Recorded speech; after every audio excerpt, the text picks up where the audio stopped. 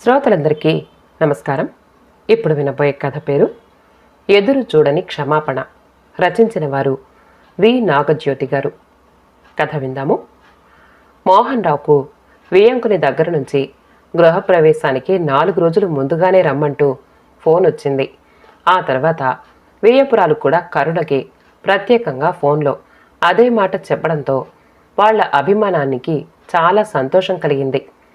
కూతురు రాధ ద్వారా ముందుగానే ఈ కబురు తెలిసిన దగ్గర నుంచి కరుణకి మనసులో కొంచెం కంగారుగానే ఉంది.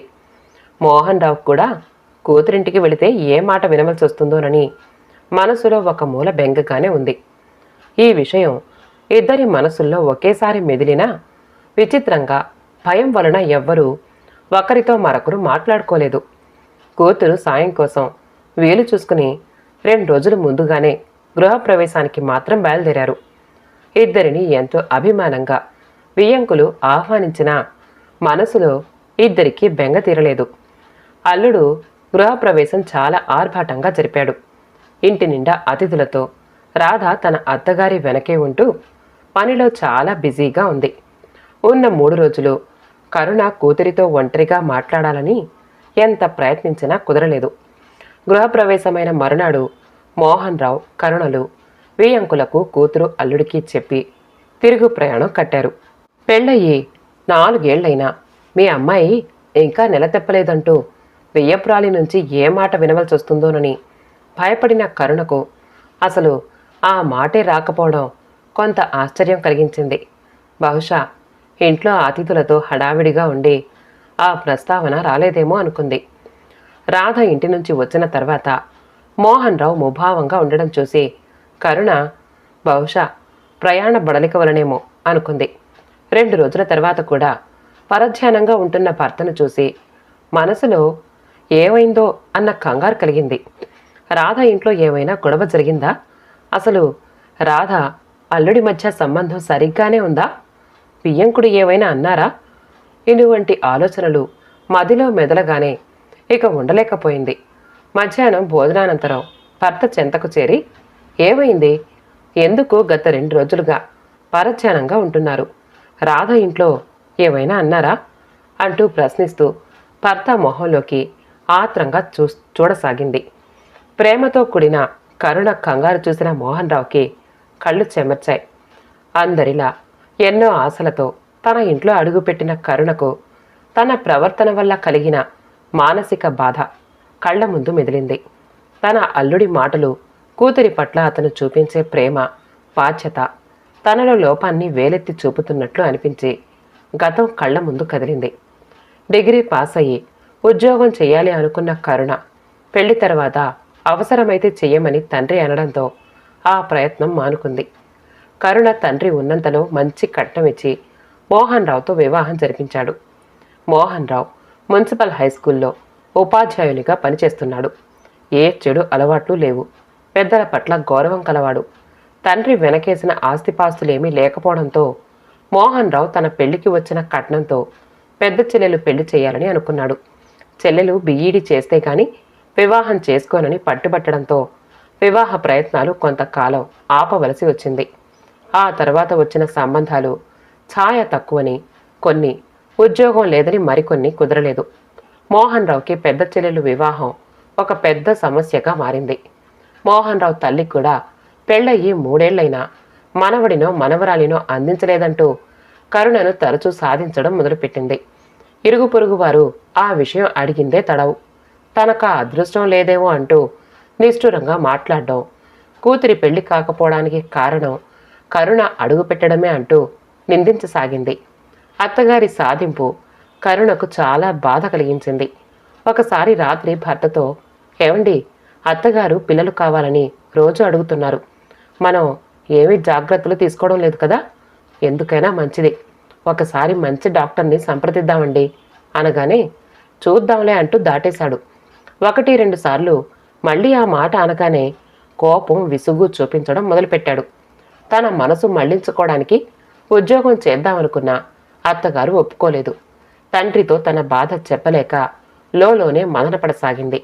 ఒకరోజు అనుకోకుండా అత్తగారు కోపంగా మాట్లాడే సమయంలో తండ్రి తన ఇంటికి రావడం విషయం తెలియడం జరిగింది.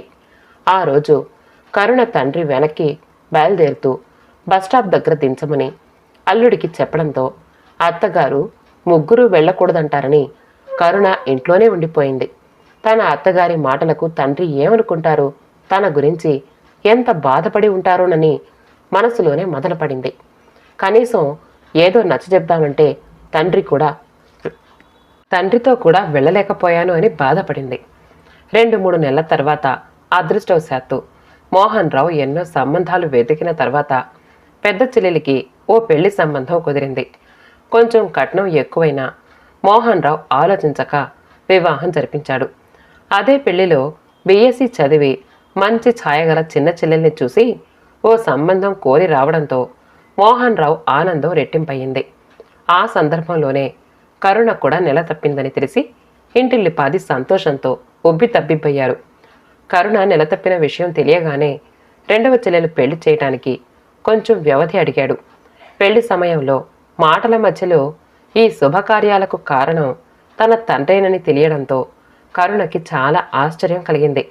తన ఇంటి విషయాలను తను చెప్పకనే తెలుసుకుని తల్లి తండ్రి ఒకరై సమస్యలను ఒక కొలిక్కి తెచ్చిన తండ్రికి కరుణ సంతోషంతో మరోసారి పాదాభివందనం చేసింది. బాధ్యతలు ఒక కొలిక్కి రావడం, కరుణ కూతుర్ని ప్రసవించడంతో మోహన్ రావు జీవితంలో ఆనందం వెల్లివేసింది. కరుణ కాన్పు జరిగిన 4 నెలలకే చిన్న చెల్లెలి వివాహం జరిపించాడు. మనవడు కలగలేదని బాధపడే మోహన్ రావు తల్లి కూడా 3 ఏళ్ల వ్యవధిలో మనవడిని ఎత్తుకుంది. పిల్లల ఆటపాటల్లో మోహన్ రావు కరుణల సంసారం ఆనందంగా నడవసాగింది. ఏ ఒడిదుడుకులు లేకుండా పిల్లల చదువులు కూడా ముందుకు సాగాయి. డిగ్రీ వరకు చదివించిన కూతురికి సంబంధాలు వెతకసాగాడు.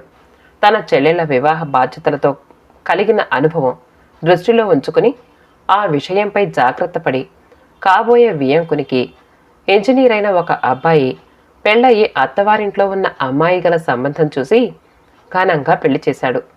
కూతురి సుఖమయ సంసారం చూసి చాలా ఆనందించాడు. రాధకి పెళ్ళయి 4 ఏళ్లైనా పిల్లలు కలగకపోవడంతో గృహప్రవేశమైన తర్వాత తన అల్లుడు కృష్ణని కారణం ఏమిటని అడిగాడు. మామగారి భయం అర్థం చేసుకున్న కృష్ణ, మావయ్య, ఈ రోజుల్లో సైన్స్ బాగా వృద్ధి చెందింది. సంతాన సమస్యల పరిష్కారానికి ఎన్నో మార్గాలున్నాయి. మీరేమీ కంగారు పడకండి అంటూ నవ్వుతూ జవాబు చెప్పాడు. ఆ మాట వినగానే మోహన్ రావుకి మనశ్శాంతితో పాటు ఏ మూలో అంతర్మథనం కూడా మొదలయ్యింది.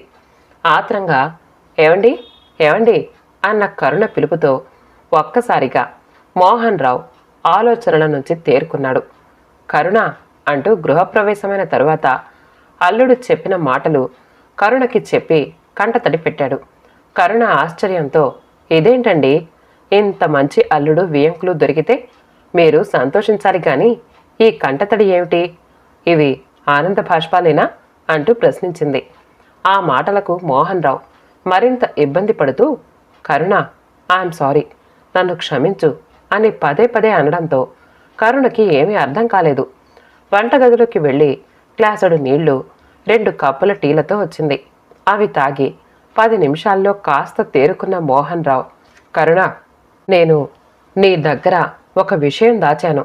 మన పెళ్ళయ్యి 3 ఏళ్లైనా పిల్లలు లేరంటూ అమ్మ నాతో అనడం, స్నేహితులు చేసే వేళాకోళం నన్ను బాధించింది. డాక్టర్ని సంప్రదిస్తే కొన్ని పరీక్షలు చేసి నాలోనే చిన్న లోపం ఉందన్నారు. కొద్ది నెలలు మందులు వాడితే సరి అవుతుందని కూడా చెప్పారు.